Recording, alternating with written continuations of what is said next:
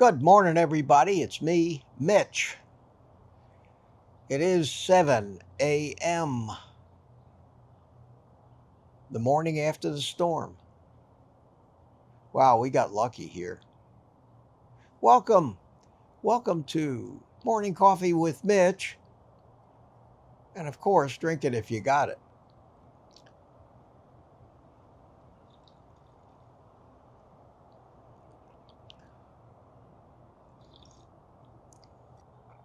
Sunrise this morning is going to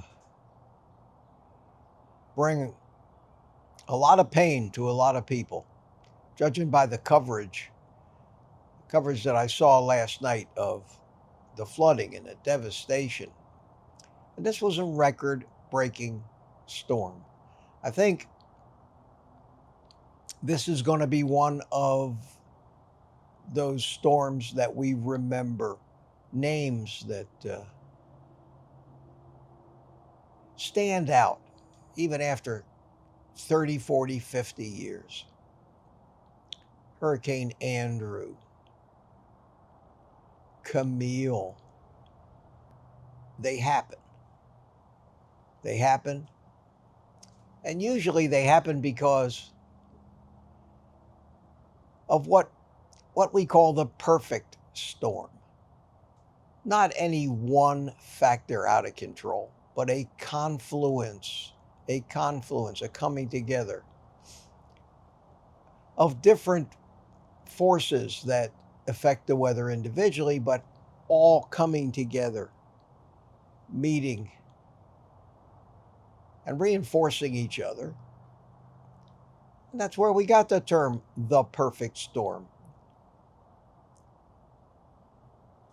People in the Northeast United States are certainly not strangers to this phenomenon, and some of the most famous sinkings of ships have happened in these, quote, perfect storms. So even though those with agendas, the climate change crowd, and that's not what I discuss, but even though everybody is trying to latch on, or is going to latch on, to the opportunities for tremendous propaganda, don't fall for it. Don't fall for it. This stuff has been happening since the beginning of time. It's going to continue to happen. This isn't the last one of these we're going to see. And as an old saying, records were meant to be broken. I'm very fortunate over here. I prepared for the worst, and I certainly don't blame or can't find fault with any of the alarmism that I heard in the days preceding this, because it did put me on alert. It did put me on alert, and I took not a lot of precautions, but I did what I thought would be prudent, even though I knew the storm was going to be 300 miles at least to the west of me. And 300 miles seems like a very, very, very long way away. But in so many cases, the damage from these storms is not the storm itself. The worst weather I've ever had in a few hurricanes that I remember came from these feeder bands that come counterclockwise around the storm, and they're the ones that are drawing up all the moisture. And because of that, they're the ones that have the greatest number of drenching thunderstorms, lightning, and tornadoes, and have done the most damage around here. Even now, this storm is up in Georgia somewhere, heading for North Georgia. And we still, and I'm going to show you, take a look at this radar image, and you can see what I hope are the last of these bands dragging across the area where I live, and as I look outside, it's almost as breezy, if not as breezy, still today from the circulation of this storm. And I think they said that the wind field of this storm was like 800 miles. So being a few hundred miles from the eye doesn't mean you're not in the wind field. And we're still feeling the breeze. Now, there's one surefire way that I know here where I live that it wasn't too bad, and that is the ground isn't covered with dead palm fronds. When we have a bad feeder band and all these palm trees I got out behind my house, I'll walk out there, there'll be 30, 40, 50 of these palm fronds all over the place. And in our community, after a storm like that, they have to send out crews of people to clean the mess up. And as I look outside, as I look out back, in fact, let me show you what it looks like out back. Let's go outside here.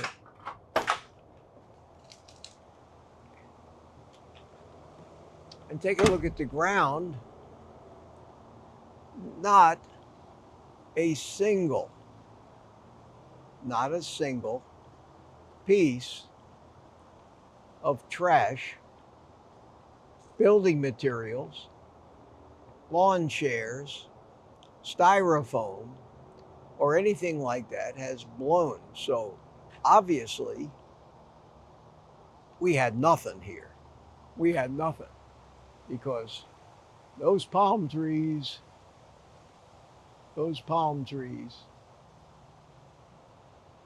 can make a real mess. So I don't see any damage anywhere. I didn't see any weather. I don't see any siding peeled off my house. My roof is fine. I'm very relieved. And now we'll start watching the weather for the next one. And guaranteed, they are not going to hesitate.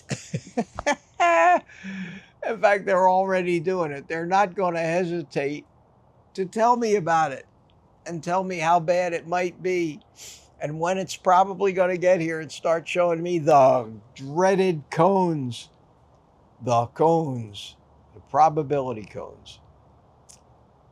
And we'll do this again, but the good news is, at least for me, over here,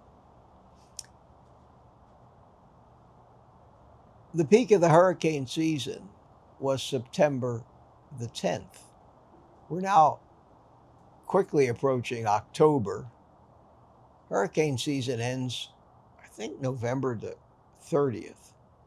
But the curve goes way down in the amount of these storms because things are going to start cooling off, and storms need hot water to feed them. I'll keep my fingers crossed. We've had some late October storms, which were fierce. You never know. It's just one of those things about living in Florida. And people say to me, Mitch, why the hell don't you get out of Florida? I've been in Florida for almost 55 years, 54 years now. Well, maybe 53 and a half years. I love it in Florida. I don't care where you live. Look at the people right now in the Smoky Mountains up in Tennessee. Look at the number of floods that you see all over the country. Flash floods, rivers overflowing their banks. From here to Canada, look at earthquakes Look at the flooding in California. Look at the mudslides. I don't care where, tornadoes through the whole middle section of the country. I don't care where you live.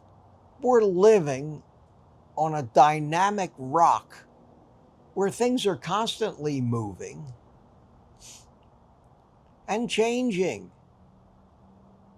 And the best specks like bacteria, the best we can do is scurry around and try to stay out of its way. So on this particular one, where I live in Florida, the people right up through the Carolinas and Alabama and Georgia and Tennessee and even up into Kentucky have fared so much worse than I have. And to try to keep running away to find someplace better, there may be someplace, but is it worth living there? So I'm going to stay here. If my house blows away one year, maybe I'll have to go somewhere else. But at my age, this is my home. This is my home. I'm very happy here. I have everything that I need, including my coffee.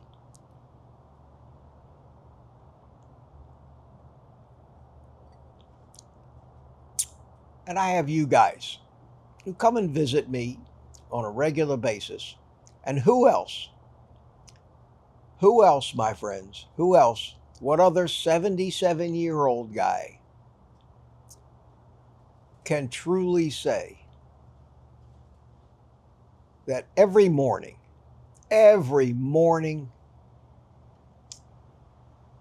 he has 1,000 or 2 friends stop by to have coffee?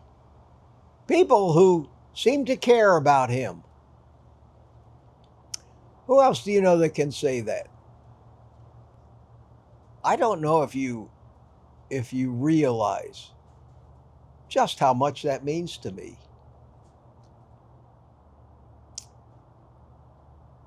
And I think you should, and I want you to know. I want you to know that. That's why I say these things. Last night, we had our private community live stream. And without getting too gushy or sentimental, because, while I have that side of me, I also have that go F yourself side of me too. I don't suffer fools, never have. But we had our private community live stream last night. We had 6 or 7 people in the panel with me. And it was heartwarming. It was great. You could feel, honest to God, between all you in the chat and talking to us live, you could palpably feel the love and the community. And we talked about the importance of community and support in anything that you do, not just trying to get healthy, lose weight, but anything you do. That's why no matter what your hobby or your avocation is, your interests are, there's a club, there's an organization, there's a national association of stamp collectors, there is Alcoholics Anonymous, there is community and support groups for virtually everything. And the reason that they exist is no one wants to be alone. And I don't think virtually anybody attempting to become a carnivore and live a carnivore lifestyle, as odd and crazy and lunatic as that sounds to virtually everybody addicted to junk foods and poison, that any of us could even do this without our little community. We're not getting the support in most cases from our friends, our family, those closest to us. We're especially not getting the support, most of us, from the medical community or our doctors who are supposed to take care of us. We're not getting support for this anywhere except by watching YouTube videos, pretty much. Being bombarded by what amounts to anti low carb, keto, and carnivore messaging from virtually everywhere, most of it propaganda. Our community is the single most important thing to me in doing this. And having that community, without it, I wouldn't do this. I couldn't do this. I would be blown out of it, questioning my own theories, because I too need the support. I need to know that what I'm saying is working, and gaining that support from this community, from you guys, seeing you, hearing that Peter, Papa Carnivore, last night lost over 100, just went over the 100-pound mark. People that tell their stories to all of us face to face on these community live streams and in the chat on my regular live streams. Hearing all this testimony reminds me of a tent revival. Just validates what we're doing, and seeing, conversely, all the suffering, the sick people, the lines at the doctor's office, the waiting rooms of the labs, the waiting rooms at the drugstores of all of these people with their walkers and canes, younger than me, waiting to get their prescriptions filled. And seeing the people in this community, how healthy looking they are, how in shape they are, how they've overcome the cravings, is heartwarming and validating. And the only sad thing about it, we talked about this last night, is if you took 1,000 average Americans, it's questionable whether out of those 1,000 people in a random group, you would actually find a single person living the kind of carnivore lifestyle that we are. That's how few of us we are. That's how exclusive this club is. And anybody that makes it into this club, and I consider making it into this club, having sustained a carnivore lifestyle for more than 6 months with no cheating. Many of the people in our community haven't hit that point yet, but I still consider them carnivores and admire all of them. But to find someone who has adopted and maintained a carnivore lifestyle for more than 6 months is like finding, and I know this is cliche, but I think it's accurate, a needle in a haystack. If you're one of these people, pat yourself on the back and marvel at how correct you are, how easy, effortless this lifestyle is to maintain once you adopt it and adapt to it,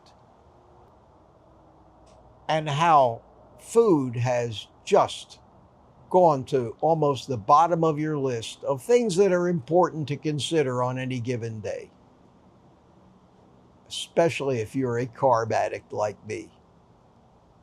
I marvel every day. I still would never have believed this possible, not 2 years ago, not even having been on keto and low carb most of my life. I still would not have believed it possible to get rid of these cravings and binges. There is no other way. I'll keep harping on this point, doing the best I can to make you understand why. Because once you understand why this does what it does, you can go forward with the confidence that you're not doing anything wrong, you're not clogging your arteries, you're not going to cause yourself a heart attack. You are and have joined one of the most exclusive clubs on the planet Earth, and that is a metabolically healthy human being.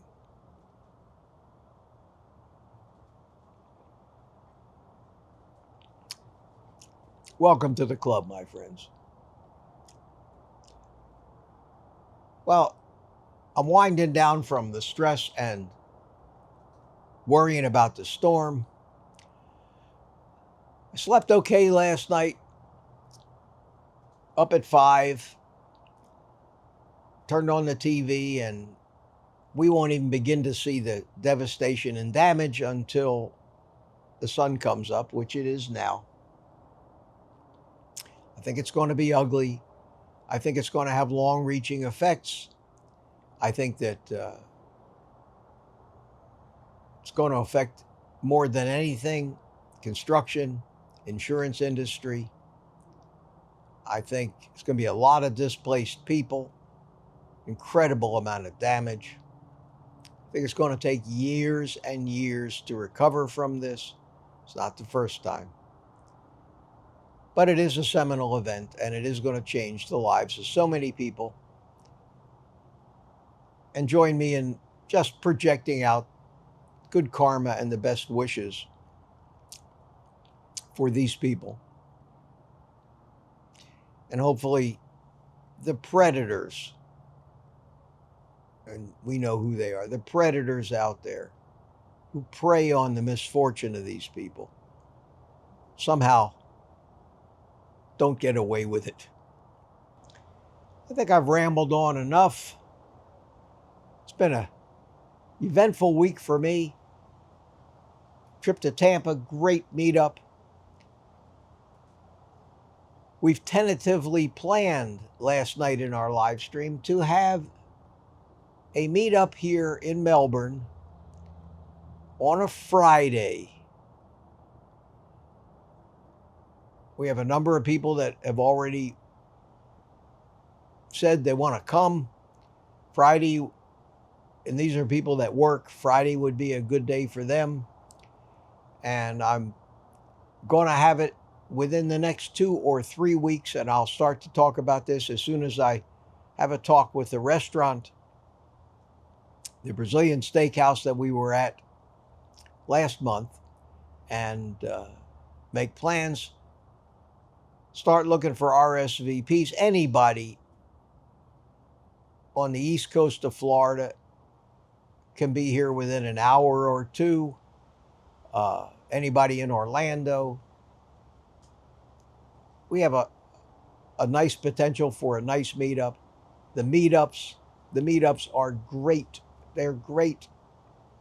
Nothing reinforces that sense of community that I was talking about, like gathering with like-minded and motivated people in the same room and just stuffing your face full of delicious meat of all kinds. It doesn't get any better than that. Trust me.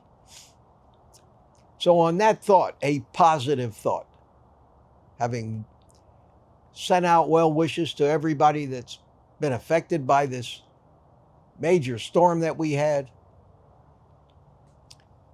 to my thanks out to my community for just making me feel accepted, and having a broad circle of friends, which I haven't had for years, I will magnanimously grant all of you. And if anybody questions what I said, you tell them that I said so. So there. I will grant all of you the rest of the day off and eat meat.